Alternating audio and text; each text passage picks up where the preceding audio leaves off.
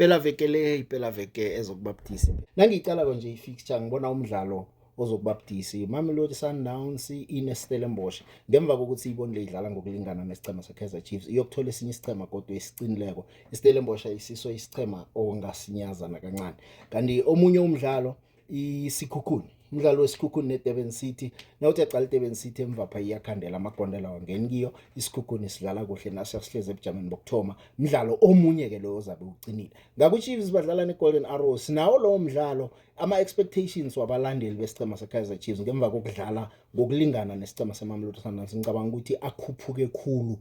nawo lo iChiefs yobe ngaphasi kwegandelelo ukuthi abalandeli balinde ukuthi bawuthumbe na kanjani umdlalo loyo angazi ke ukuthi kuyokukhamba njani wena mlaleli ukuthi ngiphi imidlalo obona ukuthi izabe imihle khulu ngempela veke ngimiphi imidlalo obona ukuthi izasitshela litho likhulu kuyaphambili ngikuchizo ukuthi iChiefs ngaphambi kokuthi idlale neSundowns bekukhona abathi iyokutestwa kokthoma nayifika kuSundowns angazi iphasile itest noma ifailile na nguwo wazi yokudlala neGolden Arrows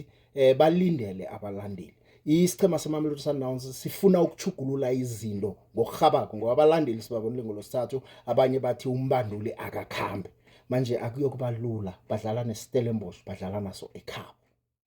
lithuba lakho ke ukuthi ucommente ungitshele bhala la utsho ukuthi wena iphela veke le uyibona njani ukubeke emkhumbulweni nakho ukuthi iphela veke le ngemva kwayo siyokuphumula iFIFA week siyobona nasibuya